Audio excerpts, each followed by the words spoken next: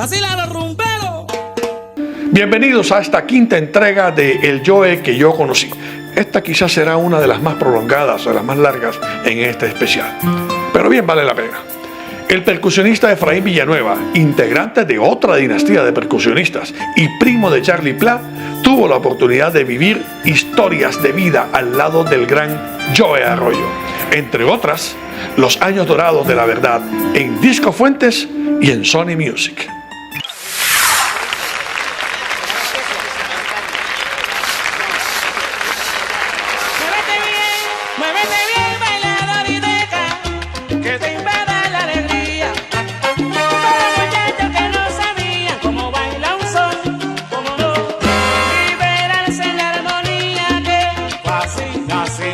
Al compás del son,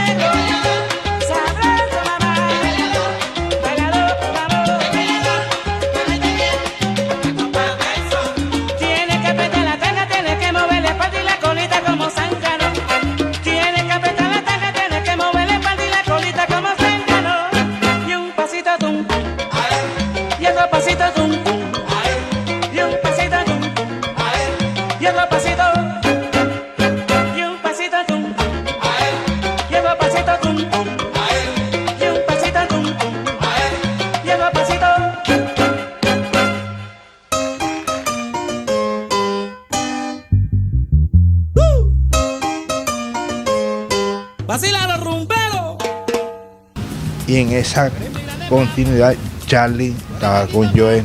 Charlie le sale una propuesta para, creo que era para Curazao,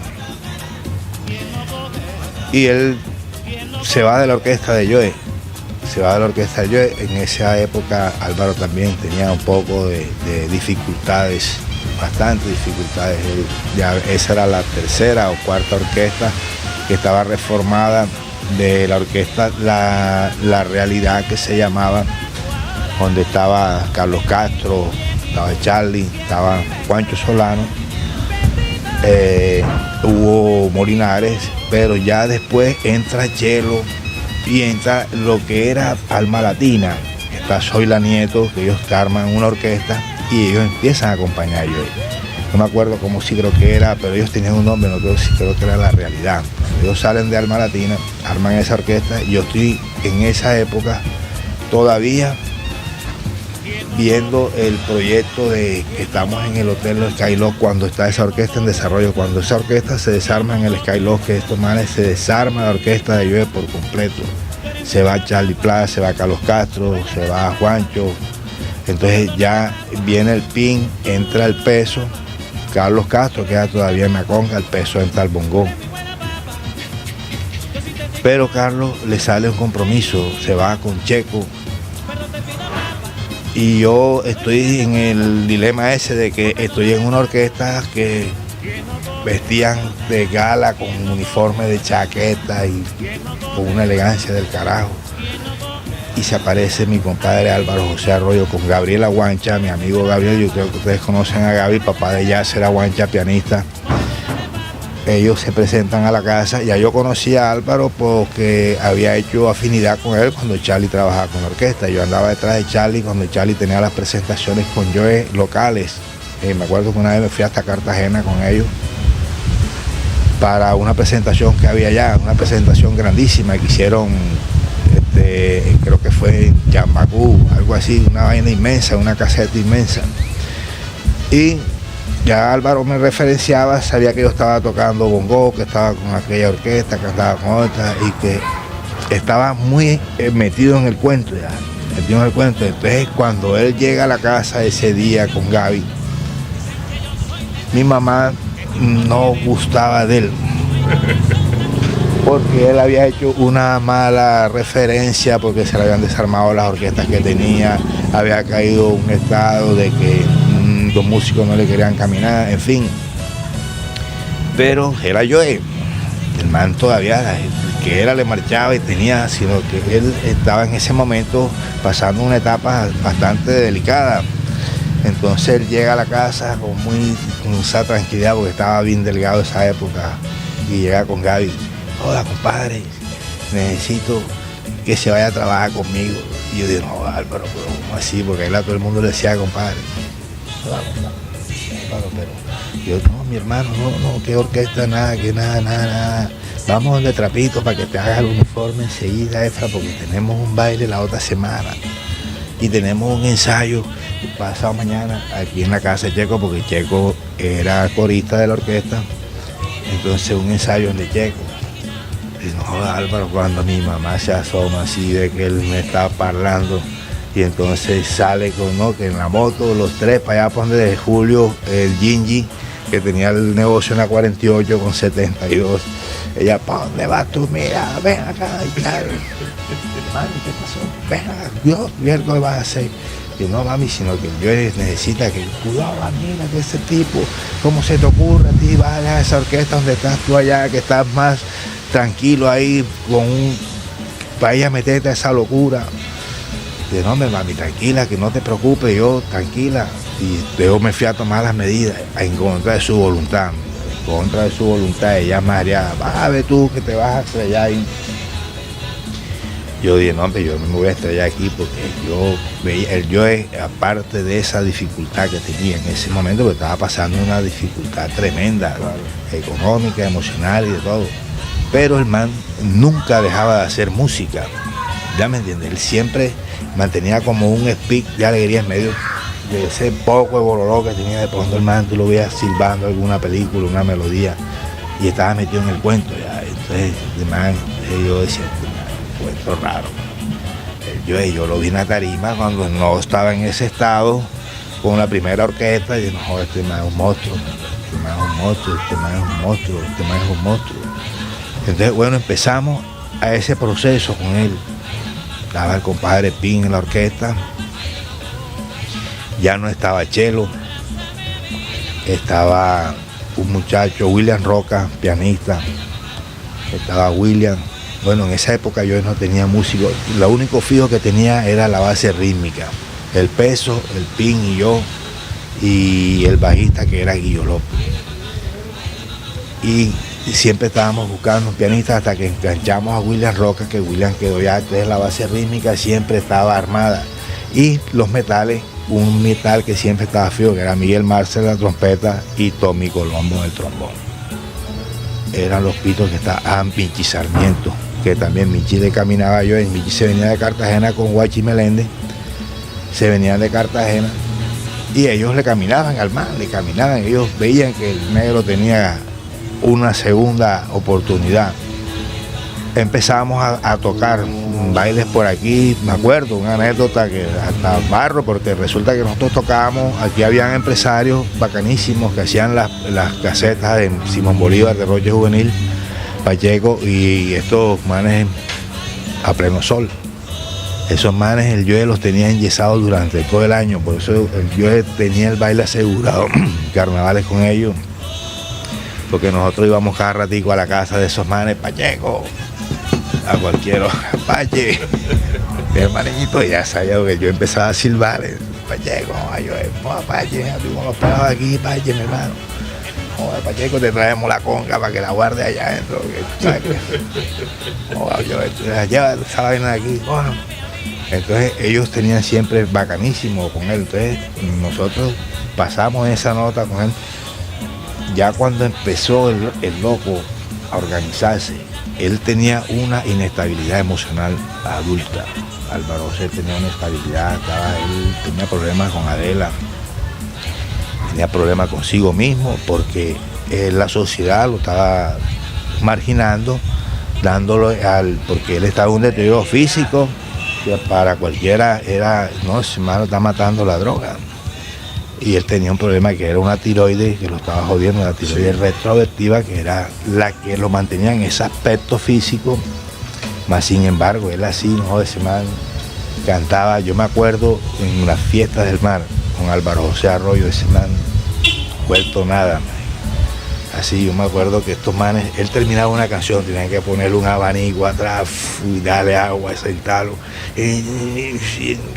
Para la segunda canción, uy, se va a morir aquí, está confundido. Canciones de alto voltaje. Pero entonces él siempre, después que salía de esa vaina, bacano, a su rumba, a su vacilón, a su cuento, un monstruo. Y siempre buscando la forma de componer, de estar metido en el cuento. Hasta que él grababa en Fuente porque él venía con esa doctrina de Fruco. Claro. Y allá en Disco Fuente había una cartelera de músicos que eran los que estaban planillados para grabar. Cuando nosotros empezamos a tocar ya en las verbenas aquí, el grupo de la percusión empieza como a afincarse con él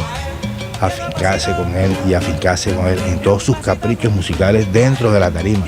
Él empezaba a jugar con el público y de pronto lanzaba una frase y nosotros les montábamos la base rítmica. Cuando la base del Joe Son, él lógicamente que se adoctrinó y se apoderó de eso porque él fue quien dio conocimiento y internacionalizó esa base rítmica. Esa base rítmica se la hacíamos nosotros, él empezaba a hablar con el público y de pronto le salía una frase y se le pegaba, entonces nosotros empezábamos, le pegábamos atrás con la base rítmica, se metía el man del piano. Entonces él se fue encaprichando con eso ya. Y un día salió, chacho, me lo voy a llevar a grabar, ¿no? Para Disco Fuente a grabar. Va toda la base rítmica. A William, para el Pin, para el Peso, a Efra. Pero Guillo no pudo ir. Guillo no pudo viajar, no sé qué pasó, él no pudo ir a Medellín. Entonces nos fuimos cuando él llegó a Medellín con nosotros, unos pelagatos, que yo vengo a grabar con el padrino Isaac Villanueva, que siempre fue el padrino de él allá. y fue quien lo mantuvo ahí y peleó por él siempre ahí en Disco Fuente. El padrino, yo vengo, estos muchachos trabajan conmigo, ustedes tienen que escuchar el vacilón, ellos tienen un vacilón bacano que estos manes, yo quiero grabar con ellos. No, mijo, pero mira que... Bueno, los manes en Disco Fuente se molestaron ya, se posesionaron del estudio, no iba a grabar nadie, que no fueran ellos, porque ellos son los que iban a grabar con Joe. Cuando ya el Joe se da capricho, nos vamos para el hotel. Joe, que ya estos manes están listos, que mira, que ya hicieron una pista con Fruco. Y el nuevo padrino, yo no voy a grabar con ellos, yo voy a grabar con los pelados que traje. Así que yo voy a grabar con los pelados y si no, no hay nada, me devuelvo mañana mismo. Ay, Joe, pero espérate, ¿qué vamos a hacer? Entonces, vamos a... Y el Joe, ¿sabes que a mí me gusta grabar de noche, padrino? Me gusta grabar de noche, yo ahora sí que se vaya. Que se vaya. No, que bueno, listo, pues bueno. Tuvieron que aceptar que él quería grabar con nosotros. El primer tema que mandamos a grabar cuando él se mete, que nos metimos cada uno en la cabina, vamos a hacer la primera pista, la musa original.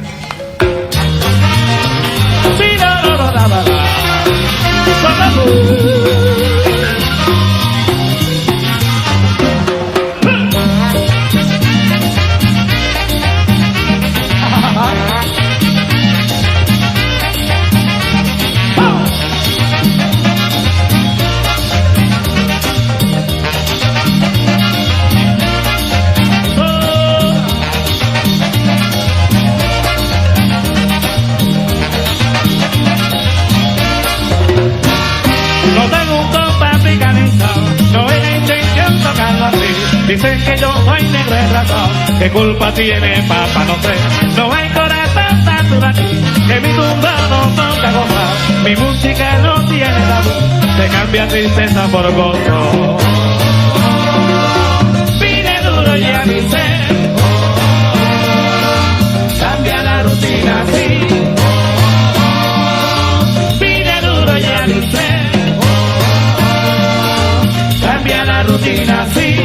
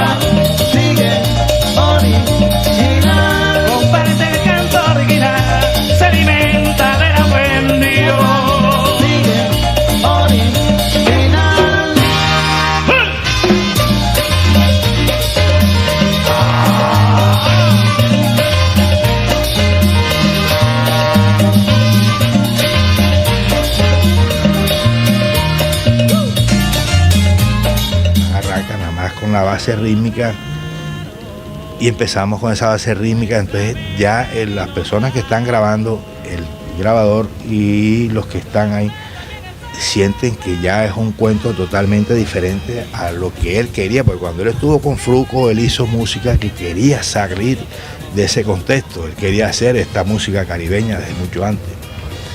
Entonces con Fruco, con estos manes que eran tremendos percusionistas, Rafa Benítez, tremendo, y Chucho, pero ellos no le captaban a él en ese momento el capricho que él quería en ese concepto rítmico para la música musical. Exactamente, el capricho que él quería, porque él es champetú, él es muy del Caribe. El Joel, tú ibas a escuchar música con él y te levantabas, era música africana. A música africana, yo, pero ponte una salsita, no, ¿qué salsa? Mira esta, pan, pero música africana firme. Entonces él tenía esa tendencia. Entonces cuando él le damos esa goma ya, que él siente que le damos, y después de esa pista grabamos un cumbión, creo que era La Piedra o la... Hay mujeres del alma, ya. Sí, él sube otro cascarazo enseguida.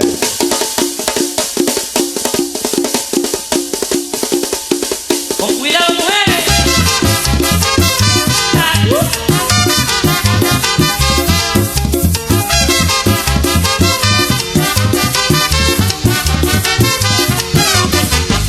La negra parece que no me quiere, o será que me está desconociendo, porque hasta ya se atreven las mujeres, dicen que no lo ven, pero lo están sintiendo.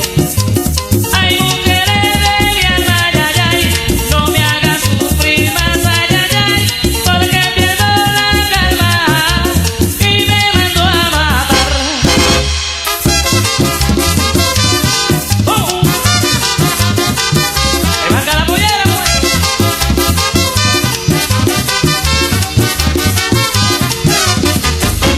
Después zampamos un chandé. Entonces ya cuando los que están en la grabación, los directivos de la jugada, porque estos manes que vinieron a hacer aquí, que llevan, que han hecho, ya sintieron el pretinazo de que no, sí, ya tienen 2 éxitos metidos aquí en esta vaina y no está sino la base rítmica. Ya empezaron a llamar porque ellos eran vendedores, llaman a México, llaman al Perú, llaman al Ecuador, no, ya empezó, ya yo estaba grabando, ya a hacer los pedidos de la producción, eran en acetato en esa época. Sí.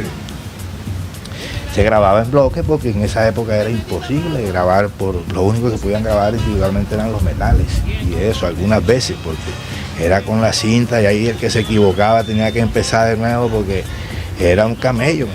Entonces, nosotros hicimos ese proceso con yo en el primer trabajo discográfico y bacano, quedamos matriculados con Disco Fuente. Ya él decía, padrino, voy para Fuente con los pelados. No, listo, mijo, ya tiene el estudio separado de tal hora a tal hora. Entonces ya nosotros entramos después a otra etapa con Joel, de un capricho más tenaz todavía en grabación. Llegábamos a grabar con él, nos metíamos al estudio a grabar en las cabinas. Salíamos de grabar, veníamos al concepto de audición que él mismo, porque él después que grabábamos, él se sentaba y escuchaba y escuchaba y escuchaba, y si él decía quedó, coronamos.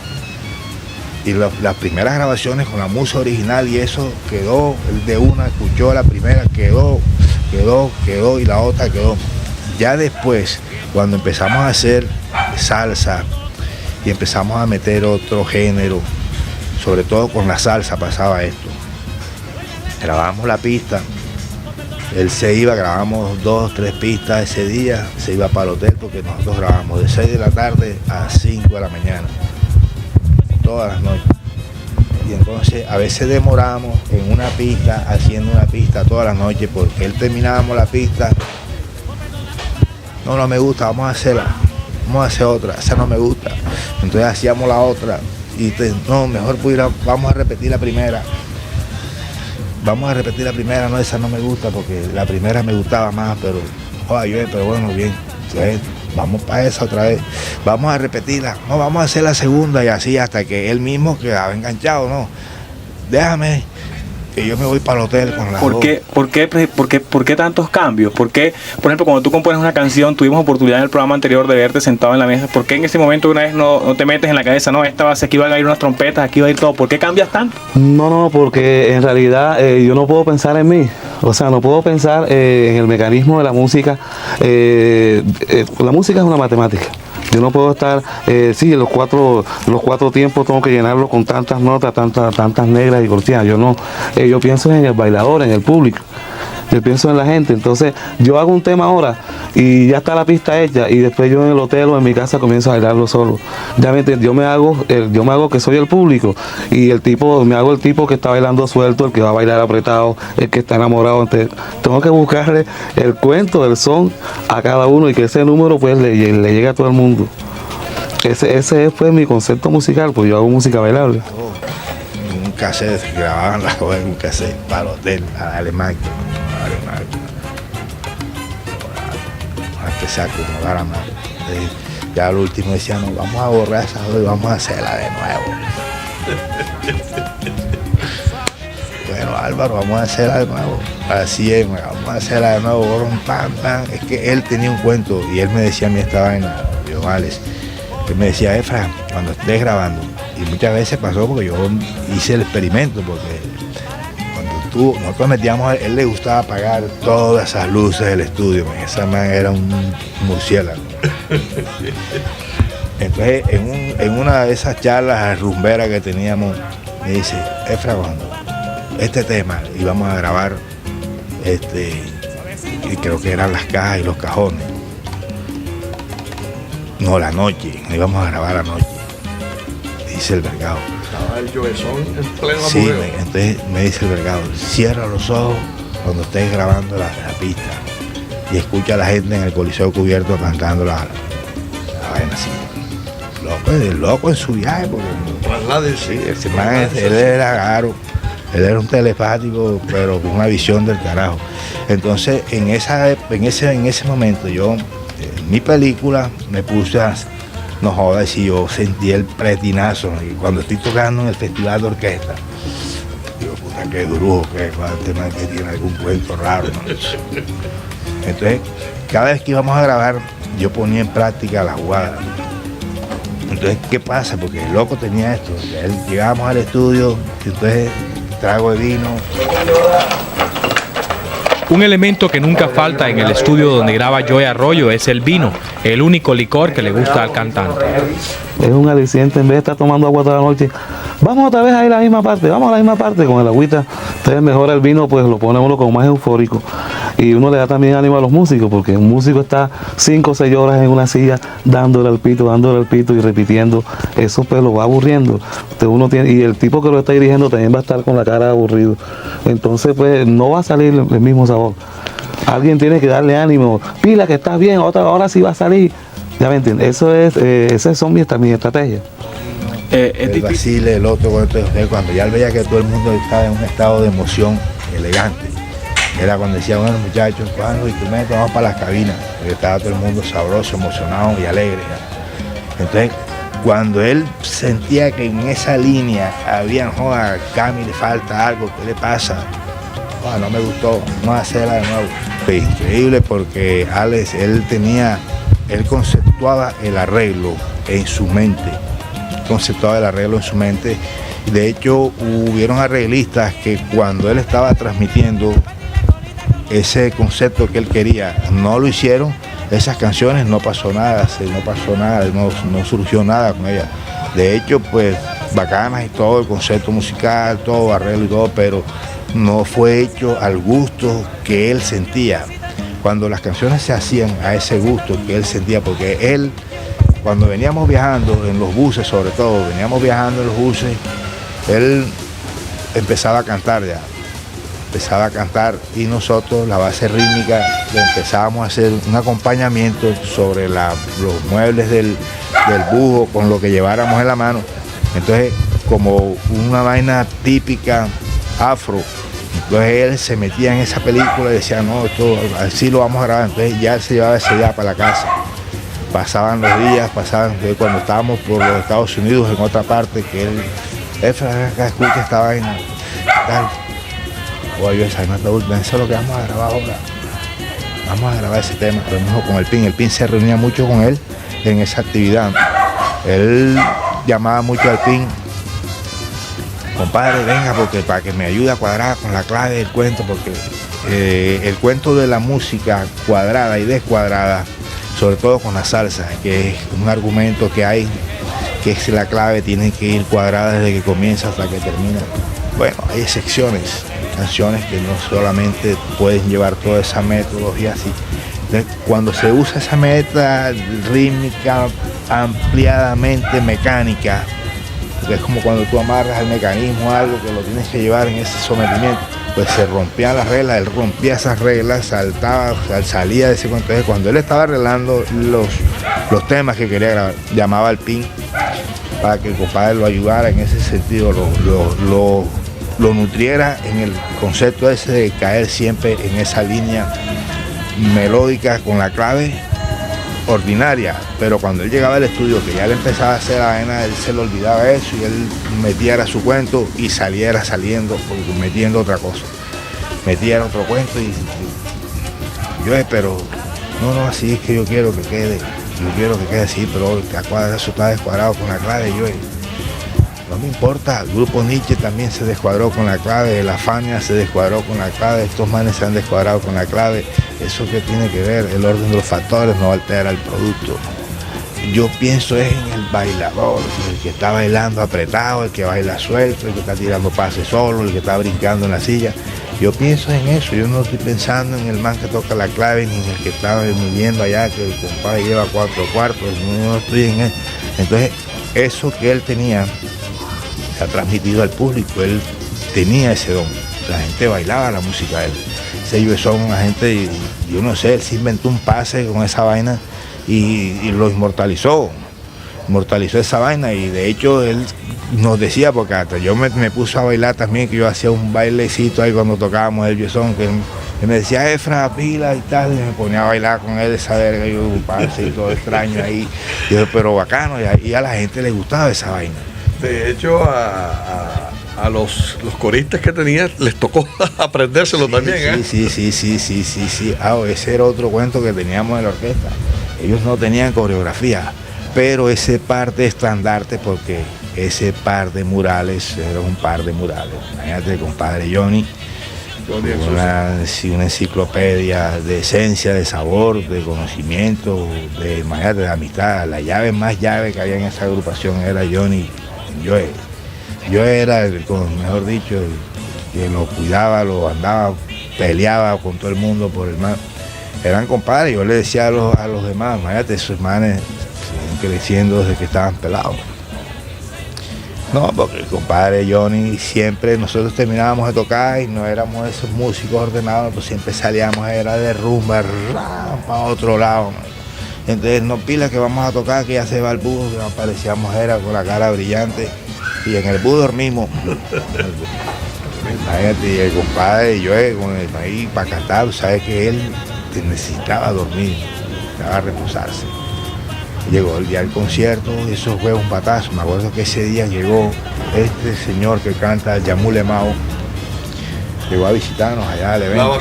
La Basuse llegó a visitar y le ha dado él la autorización para que el man grabara el tema, para que él lo grabara. De hecho, nosotros tocábamos esa canción y no había sido grabada, porque yo la tenía montada en su repertorio. Yo cogía un tema que cuando iba a grabar y empezaba a cajetearlo, y este tema próximamente tal, entonces metía una parla bien bravísima, ya se está escuchando en Panamá, en Nueva York, en Puerto Rico, y el tema todavía apenas iba saliendo en el proceso. Entonces él iba buscando la aceptación del público con el tema, iba buscando esa aceptación del público cuando lo sonaba. Iba tanteando al público. Sí, entonces no, este va, y cada vez lo sonaba más y más, y este va, y cuando ya íbamos al estudio, listo. Y entonces, Yamule Mau, que yo lo rebautizó Yamule Mau. Yamule Mau, sí, le recortó. Lo mismo con ese tipo de música, cuando grabamos La Noche, son apretados también. Él empezaba a grabar, a cantar esos temas antes de llevarlos al acetato. Empezaba a tantearlos con el público, y él sabía que ese ya era un batazo. Ella esperaba el turno que le dieran, porque él grababa anualmente con Disco Fuente. En una época grabábamos 2 veces al año. Cuando yo empecé a grabar con él, que grabamos en el año 86, ese año grabamos 2 veces.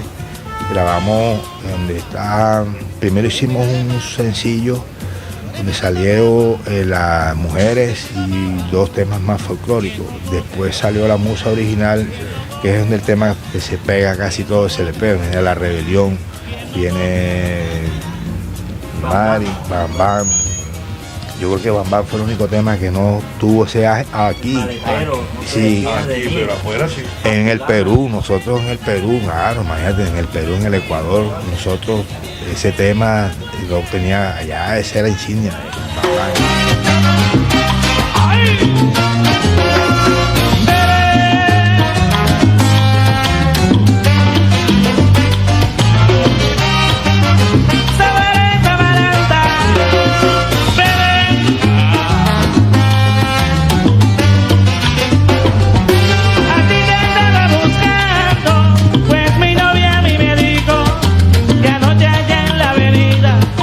Tú le estabas molestando.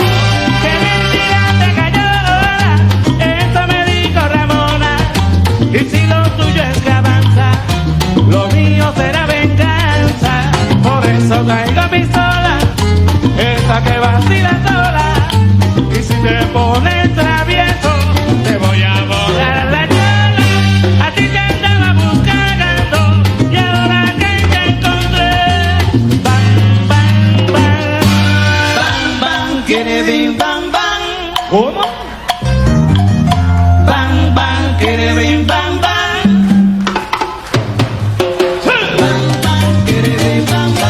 Mi pistola vacila toda. Bam, bam, bam, bam, bam, caramba. Me la sabe de la Barranquilla corriendo no vi pasar. No es mentira, es realidad. Te lo puedo comprobar.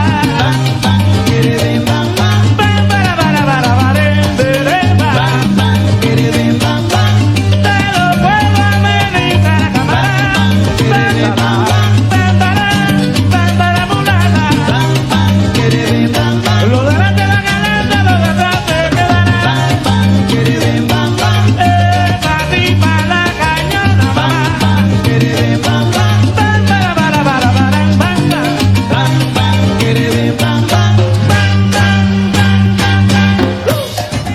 Nosotros, allá fue donde se pegó.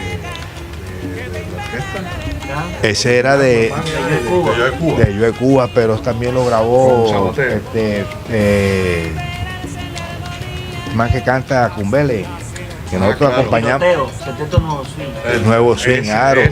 Nosotros acompañamos a Pipo Pica en la troja. Yo acompañé con el sexteto que lo acompañó esa vez. Yo me empiñé tocando con Pipo. Bueno, el autor de ese tema creo que es Pipo, pero lo grabó Yo de Cuba. Entonces, ese tema era un batazo cuando íbamos al Perú. Para mí fue error de imprenta de Disco Fuentes ahí. Autor Jimmy Sabater. Sí, porque ellos se equivocaron. Era Pure Twist, exactamente. Entonces, otro tema también que, bueno, el Bam Bam, y otro tema que él también, Por ti no moriré. Ese tema también, aquí no sonó casi, pero lo que era Ecuador y el Perú, nosotros ya después cogimos una rutina, ahí Venezuela, cogimos una rutina de que íbamos cada ratico al Perú y a Ecuador. Y cada vez que íbamos allá era por un mes, 2 meses, y saltábamos de un país para otro, y a veces nos tocaba coger de Perú para los Estados Unidos y regresar aquí unos 3, 4, 5 días de descanso y arrancar otra vez para los Estados Unidos y para Europa. Entonces no tenía yo como en ese espacio, ese contacto de vamos a hacer este tema nuevo para irlo metiendo en él. Él experimentaba esos temas, era aquí en Barranquilla. Decía que Barranquilla era la que lo pegaba. Decía, si un tema se escucha en Barranquilla, se juega en cualquier parte del mundo. Si la gente en Barranquilla me recibe ese tema, me lo coge, eso se va lejos porque el barranquillero está regado en cualquier parte del mundo y se va al tema.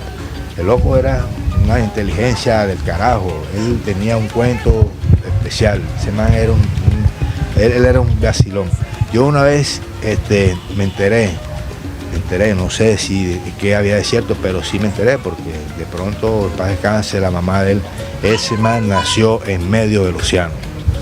Álvaro José nació en medio del océano. La mamá venía de San Andrés para Cartagena. Y llegando a Cartagena, ella dio a luz en el barco ese donde venían. Y ese man fue registrado en Cartagena y fue registrado en la clínica donde lo atendieron y todo eso, pero él nació fue en el medio del mar. Por eso es que él tenía un cuento todo, todo caribeño, el cuento de ese man. Entonces cuando yo me entero de esa vaina, porque una vez la mamá refiriéndose a los anécdotas de él, escucho la vaina y digo, hermano, un cuento.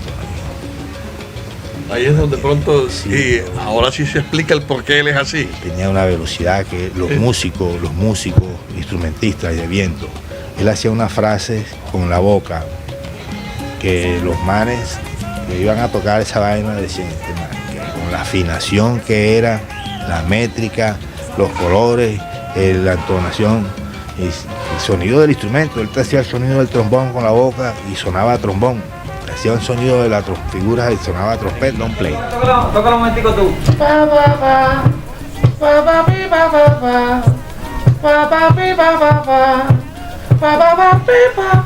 O sea, con el caballo, es chiquito. ¿Tú lo sientes que está atrás? Sí, exacto, vamos a ir un poco atrás.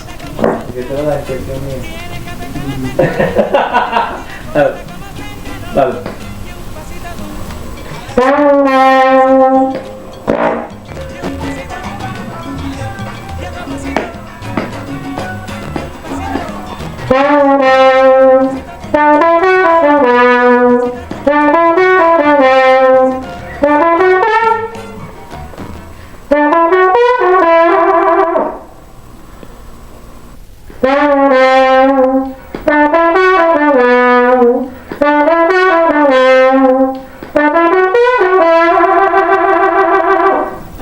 Y te metía en cuento con los saxofones. Tenía esa claridad, pero era malo para ejecutar un instrumento. Cuento él, le gustaba la percusión porque vacilaba la conga y le gustaba la conga, pero en sí de coger, meter acordes en el piano y vamos a sacar estas voces así. No, él le decía a Juventino, que era el que empezó a arreglar después.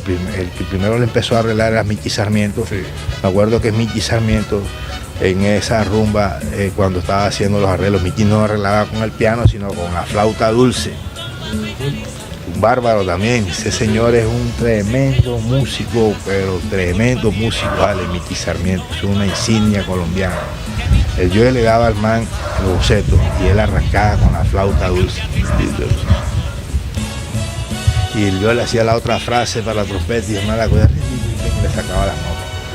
Y entonces había una conexión entre ellos dos del carajo. Otro man que tenía una conexión para él y que yo creo que fue el primero que después que cuando él salió de Fruco encontró esa conexión en él, fue el Nene, Víctor del Real. El Nene del Real.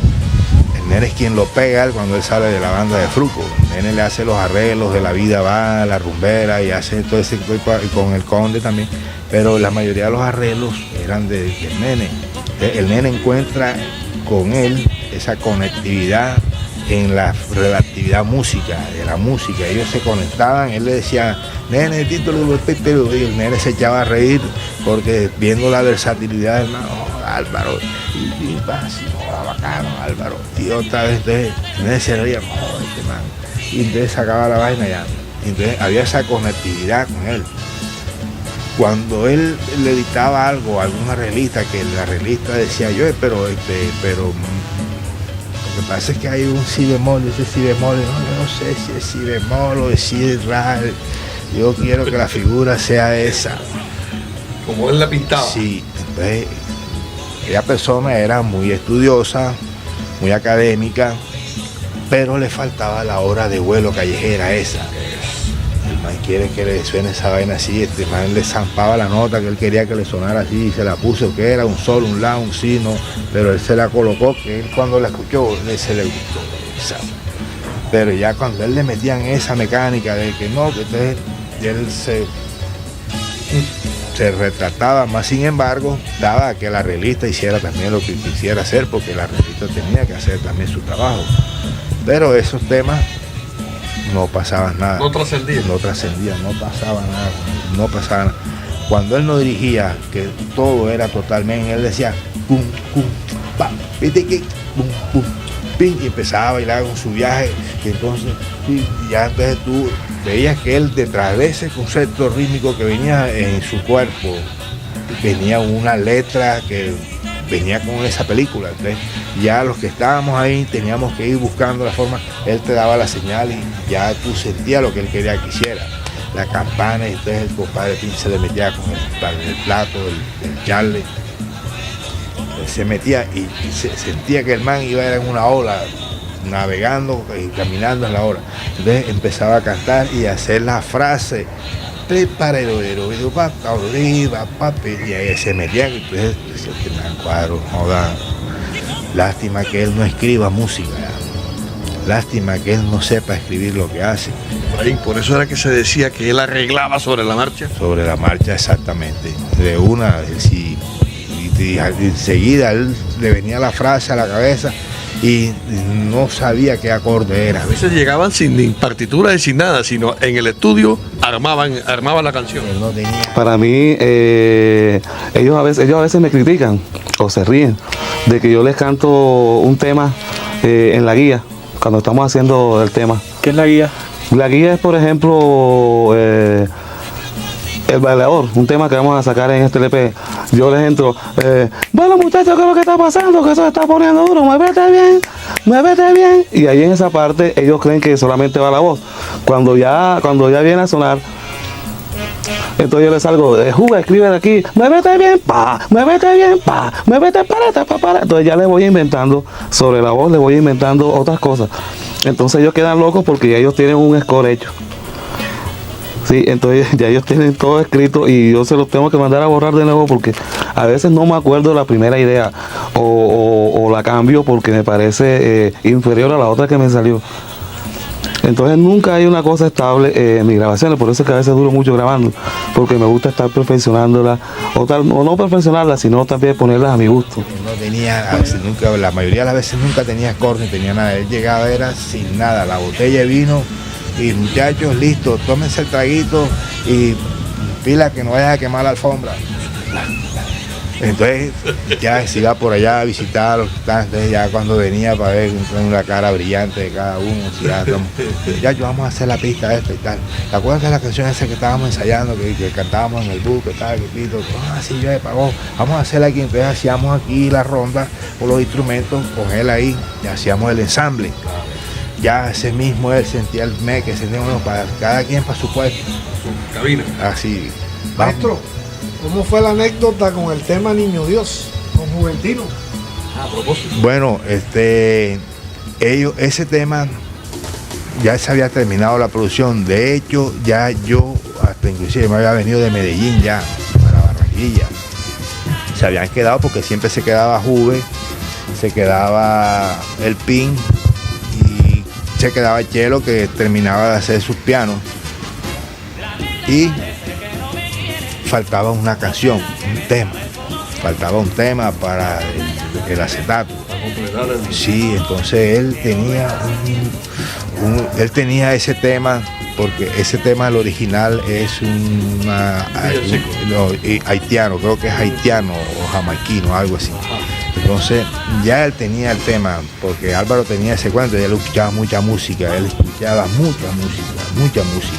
Entonces uno decía, ¿dónde saca este man estas letras? ¿Dónde saca este man? Entonces ese tema era como un calipso, algo así, era como un calipso. Entonces él quería grabarlo en forma de Joe Son. Yo no me acuerdo exactamente el inconveniente, pero después cuando ellos están haciendo la primera base, porque ya yo me vine de Medellín, inclusive ya no habíamos venido casi todo, pero después faltaba un tema que ellos iban a meter de los rellenos que quedaban, pero no, entonces le cayó el tema, que vamos a grabar ese tema, Y bueno, empezaron a grabarlo con los que quedaron allá. Hicieron la base rítmica esa de Joe Son, pero no cuadró porque no estaban ahí, no salió la cuestión, él no. Entonces al Pin, compadre Pin, se le ocurrió la idea, porque nosotros grabamos cumbiones y grabamos cumbia, porque él grabó una cumbia muy hermosa que se llamó el Tambalele. Tambalele. Entonces ese tiempo del Tambalele es un poquito parecido al tiempo de A Mi Dios todo le debo, ese concepto del tiempo ese de la cumbia. Entonces el compadre Pin se le dio por cambiarle el concepto rítmico enseguida a ese tema.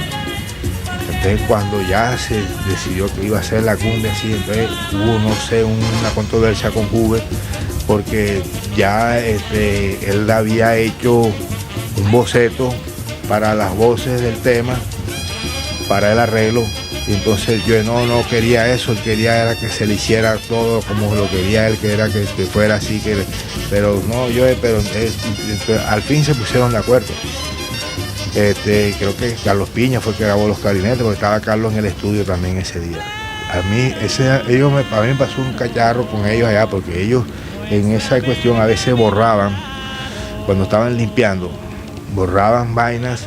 Entonces ya cuando ellos graban ese tema de A Mi Dios todo le debo, en una canción que se llama El Maná, yo había grabado un triángulo que es al comienzo de la canción, y ese triángulo no sé qué pasó allá, que lo borraron. ¿Accidentalmente? Sí, ellos, de pronto. se borró el triángulo, entonces iban a grabar el triángulo porque esa era parte de la introducción del tema. Entonces no lo pudieron grabar como estaba hecho. Sí lo grabaron, pero entonces yo no, porque no tenía el concepto que era. Entonces ellos se regresan aquí a Barranquilla y salió un baile. Entonces me dice Juventino, Efra, tienes que ir con otro para Medellín. ¿Y por qué? ¿Cómo así? ¿Qué vamos a hacer en Medellín? No, que borraron el triángulo, tienes que ir a grabarlo. He dicho, ¿cómo así que voy a grabar 12 compases en Medellín? No seas marica, yo no voy para allá. No, tienes que ir porque yo y tal. Bueno, vámonos pues. No, bueno, bien, sí, ya estaba el tema, ya estaba todo. Cuando ya se siente el cuento y de nuestra canción a la que se va a pegar. Cuando Dios Toledo te dice Juventino, hola Efra, eso es un lío con Álvaro con ese tema, una peleadera con él, porque primero que era Yuesón, después que quería Calizo, después que tal, y entonces por último, y bueno, menos mal que el PIN encontró la cadencia del tema que es, porque ese tema, así como él lo hizo, ese claro, él quería meter eso dentro del concepto del Yuesón, pero no encajaba, no había ahí, no se engranaba la vaina. Entonces el PIN, un músico percusionista folclórico, criado tamborero, él seguía sintió que eso necesitaba era el tum de la tambora ahí mismo para identificarlo, y así fue que se ensambló el tema ese, y quedó. Y entonces bacano, porque también con esa canción se le dio, viajamos bastante. Claro,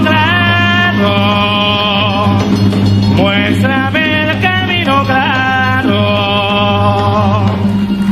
donde la luna también el sol va a darlo claro. Qué bonito el camino que me hace elegir, yo te amo.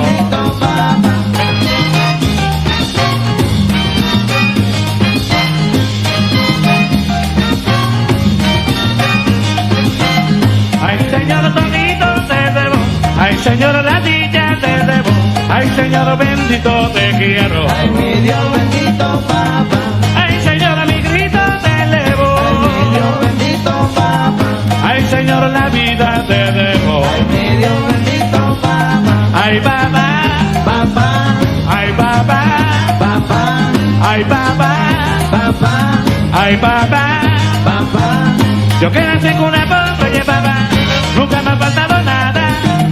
Desde mi niña luché para conseguir la fama. De ti no tengo que, oye, papá, dale dulzura a mi alma. Tú, papá, tú eres mi grande papá, tú eres mi bueno papá, yo te lo juro, papá. Ay, papá, Divina. bueno, papá. Te doy las gracias, papá, por perdonarme, papá. Ay, papá, tú eres mi grande papá, tú eres bendito papá, yo soy testigo papá, y no coge. El problema después con Disco Fuente, porque yo en Disco Fuente, chévere y todo, porque era el consentido de Disco Fuente, era uno de los que más vendía, porque artistas que tenía Fuente vendían todo. Rodolfo Icardi era un man que vendía música, pero a nivel mundial, pero inmensamente. Y Lisandro, esos manes vendían música, pero inmensamente. Tengo una anécdota con Lisandro y con Nelson en Guayaquil.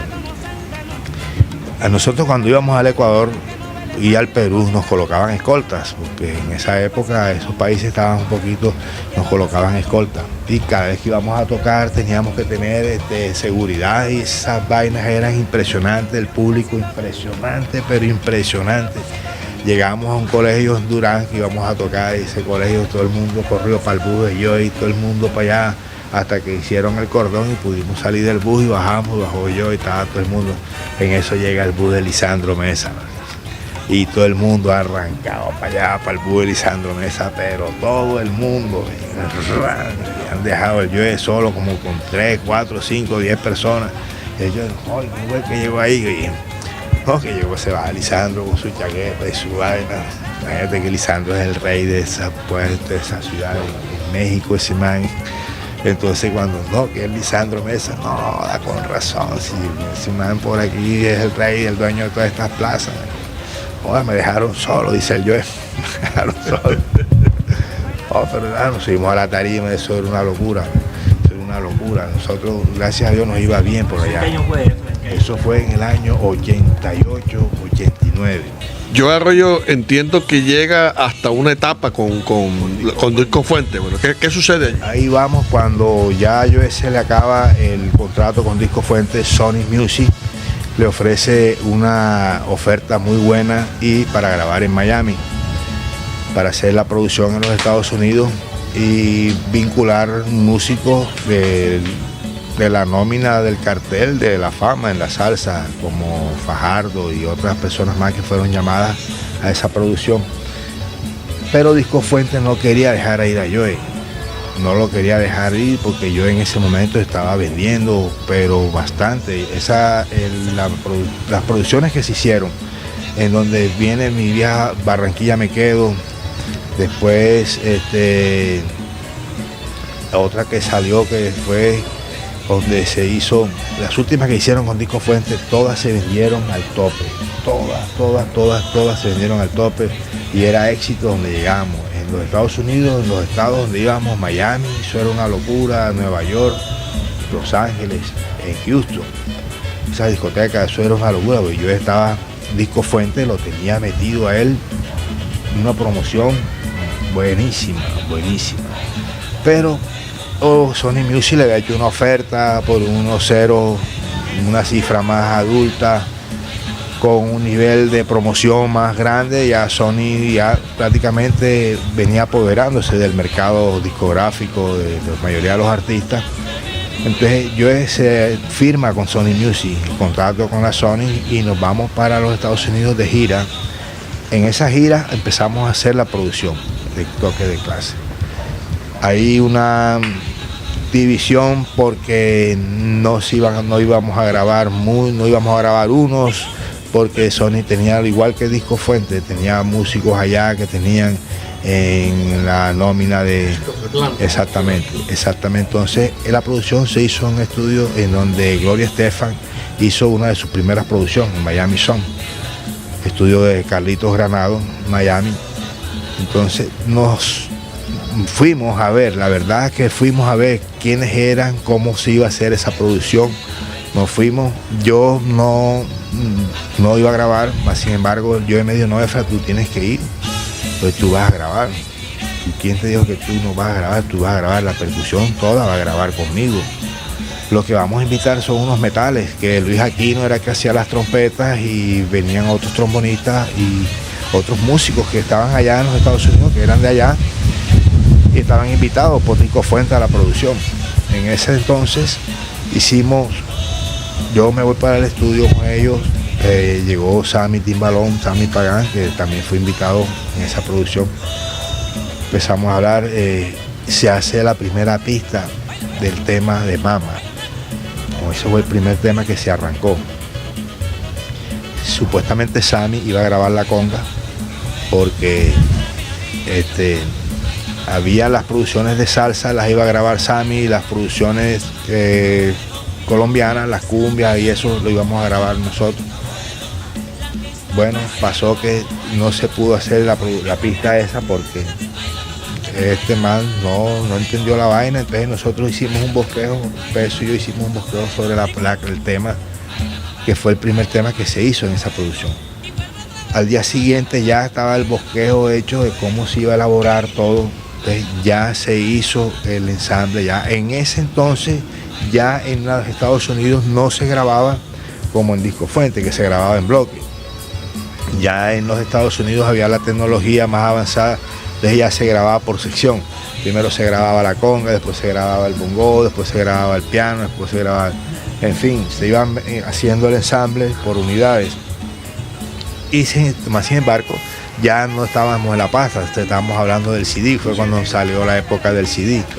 Entonces empezó Sammy a grabar la primera parte de la conga en el tema de Mama, lo grabó.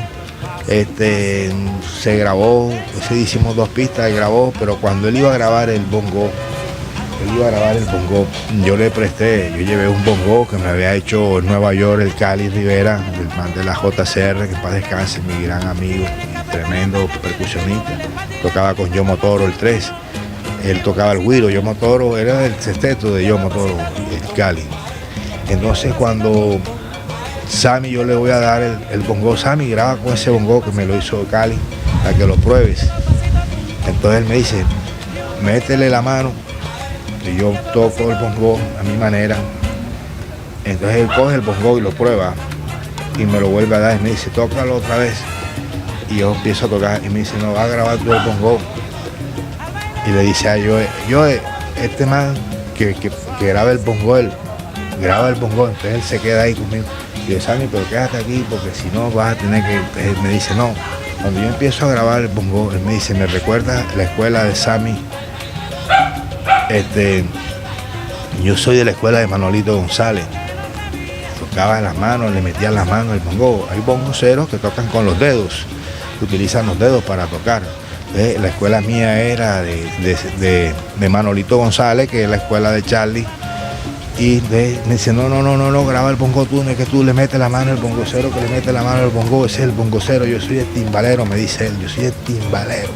Así que graba el bongo. Entonces cuando yo estoy grabando el bongo, que estoy metiendo el bongo, que ya está el sonido, el más instrumento que me había hecho este señor, que saben, me parecía un gallito kikiriquí, cantaba solo.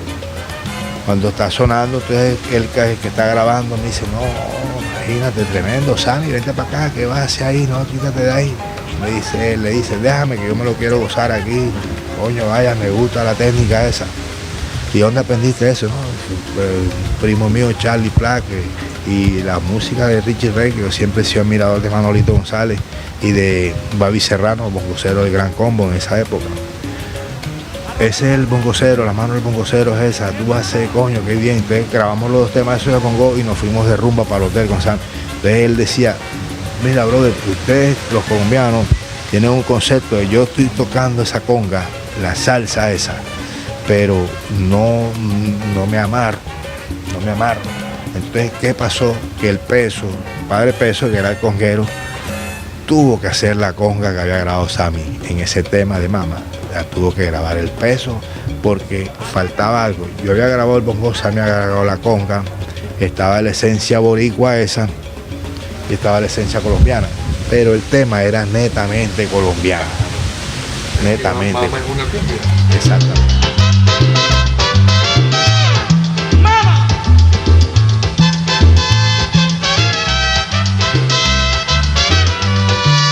Ahora sí.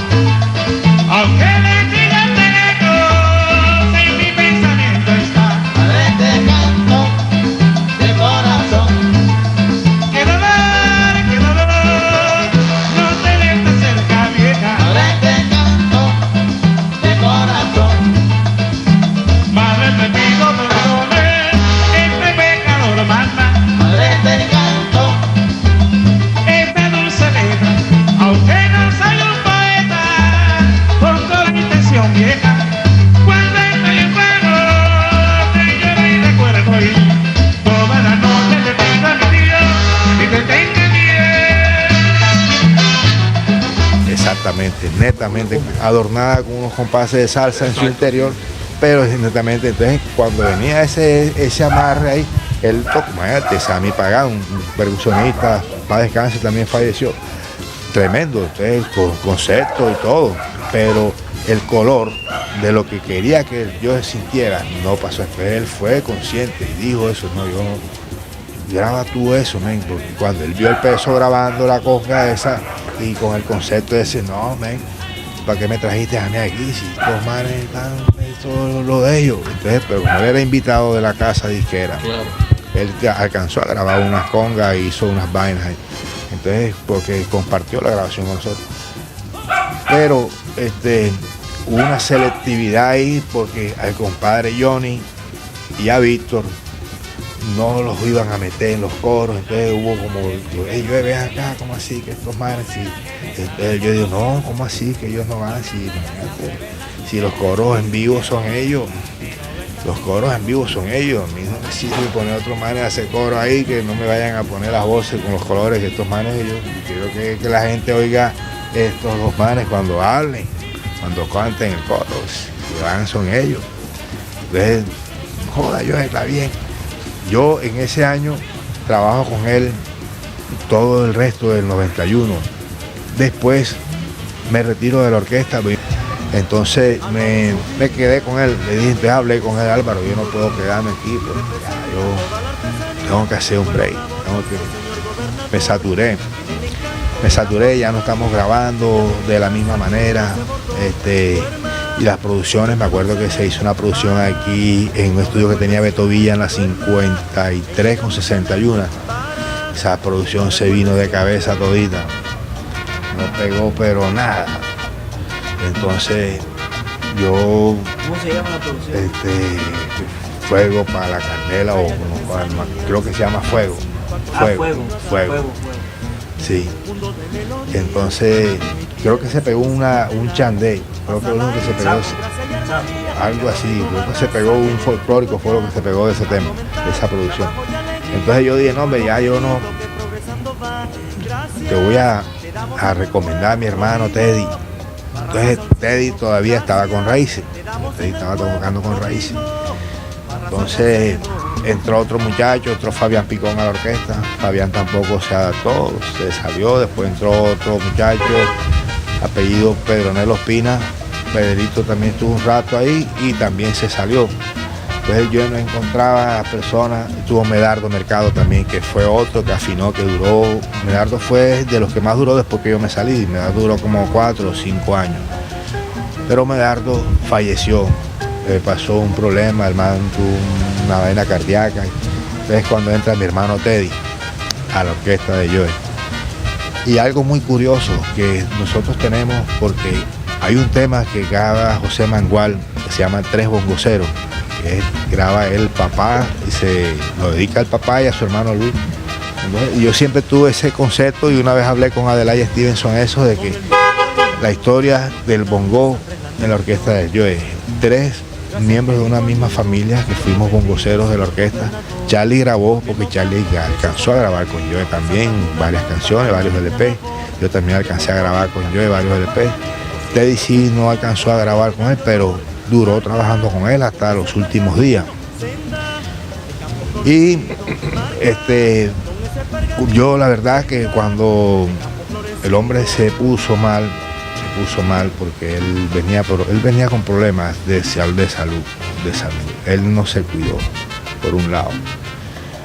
Él tenía muchos problemas en el organismo. Tú sabes que uno, cuando tiene un desgaste de esos nocturnos, y sobre todo que él tenía un desgaste doble, él no dormía porque él llegaba de un concierto y quedaba despierto. Entonces la libreta y en esa época que cuando terminaba la casetera, la grabadora, decía métele caseta, venía oye toda la noche música. Entonces se alimentaba, se retroalimentaba de eso. Entonces tenía mucha musicalidad en su autoestima. Pero cuando ya esa autoestima se fue alejando de esa musicalidad, de ese contacto que él tenía permanente, empezaron a entrar en los malestares físicos, el problema de la salud, que se le empezó a dar los riñones, que se empezó a deteriorar una vaina y la otra.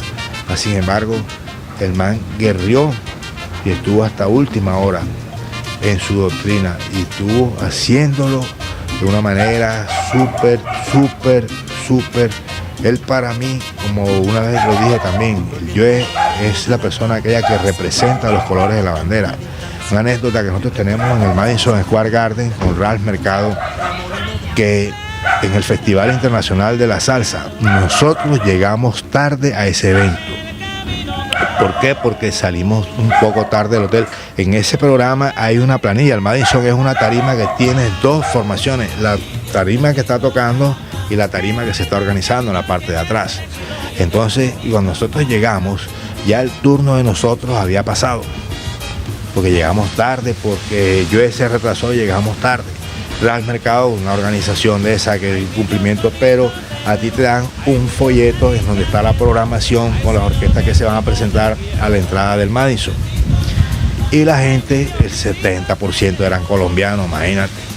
Se habían volado el turno de Joe Arroyo, porque venía Joe Arroyo, después venía Luis Enrique, después venía José Alberto el Canario, pero como Joe no estaba, mandaron a José Alberto el Canario primero y después mandaron a Luis Enrique. El Joe no había llegado. Cuando la gente estaba tocando a Luis Enrique, la gente estaba llamando a Joe en el Madison. Y ya nosotros ya nos iban a devolver, no, que se vayan para la pinga los colombianos, eso, porque entonces que se regresen fila para la tarima. Entonces los que estaban atrás, que les tocaba el turno por el orden que venía, nos bajaron y nosotros para la tarima corriendo para la que nosotros afortunadamente nunca usamos partitura, porque nosotros nos aprendíamos todos los temas y era que yo nada más contaba. Y una vez alternando con la Ponceña también en Nueva York, se montó la orquesta de Joe y estaba Salionera, músicos así alrededor de la tarima, y arranca esa orquesta y con la dinámica y el cuento, y viendo que los metales no usaban pitos, ni el piano, ni nada, ninguno tenía papeles ni nada. Y esa vaina qué sabroso suena, y eso más de eso pensábamos que nosotros éramos dominicanos. Que son colombianos, Joe Arroyo, que está, que pito, cuando nos bajamos.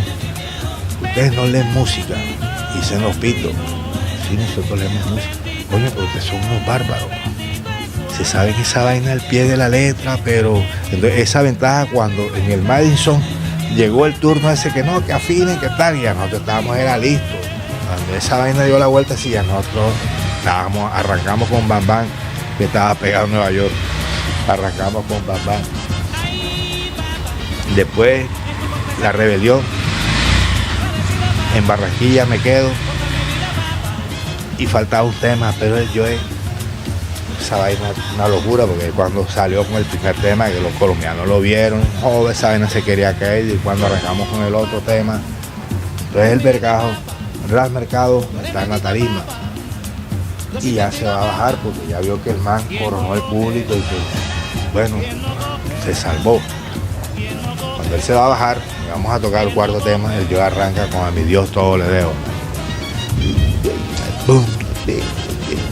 Viene ese boricua de allá corriendo, desesperado.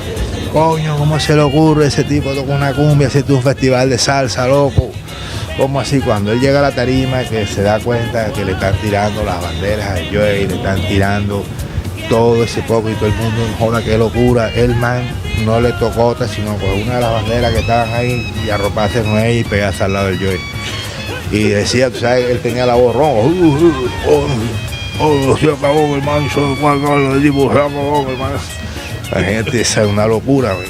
Yo me acuerdo que de ahí para adelante empezamos a trabajar con Ralph Mercado. Es cierto que Ralph Mercado le había advertido yo, cuidado, se te va a ocurrir tocar algo distinto a salsa. Colombiano, no vayas a tocar, porque él sabía que yo tocaba clase de otros géneros de música. Mira, no vayas a hacer nada que no sea salsa, tú sabes. Aquí es falsa, es internacional, Festival de Salsa Internacional. No, listo, Ralph, tranquilo, sí, Bam Bam, ¿sabes? Salsa bacana. Y La Rebelión, y en Barranquilla Me Quedo, y ya cuando con que ir a cerrar, siente ese pretinazo. Bacano, entonces nosotros... Pero la respuesta del público fue... No, imagínate, el mismo Ralph, porque él terminó loco, él no sabía. El mismo José Alberto el Canario se ha montado a la tarima a cantar, porque el Joe, ya nosotros habíamos alternado con el Canario muchas veces, y ya el Joe lo llamaba cuando estábamos tocando ese tema, el canario se montaba a improvisar con él. Entonces el canario se ha montado a tirar unos versos con el tema y peor todavía porque venía el turno de él después de nosotros, venía el turno de José Alberto. Entonces imagínate, un pote de ovación, entonces, bacano, con Ralph trabajamos bacanísimo. Llevábamos un tiempo bacano con él porque sabes que él manejaba internacionalmente. Después, ¿te acuerdas cuando le hicieron el homenaje a Joe que los 30 años de vida artística? Vino Richie Ray, hicimos ese concierto en varias ciudades de Colombia y en varios países. Y nos fue bien porque Ralph colocaba, los grupos internacionales los colocaba Ralph Mercado, donde íbamos. Joe no alcanzó a grabar con ellos cuando ellos hacen la selección de que todos cantan en el Madison, cuando ya sea, porque el Joe es demasiado acelerado. Nosotros terminamos, él sale con esa emoción y para el hotel, para su rumba. Cuando lo están llamando para allá, ya le está llegando al hotel. Están llamando para que suba a la tarima. Ya le estaba llegando al hotel. Para el cierre del concierto. Claro, porque ese cierre, él lo firman y quedan todos quedados. Entonces ahí no aparece él porque ya él se había ido. De hecho, nosotros, algunos músicos que nos quedamos en el Madison, porque nosotros nos quedamos cerca del Madison, en Manhattan, el hotel quedaba cerca. Nos quedamos en el Madison para irnos después que se acabara el BMB, pero van llamando al negro y el Joe donde aparecía, mi hermano, ya el Joe estaba en el hotel cerrado.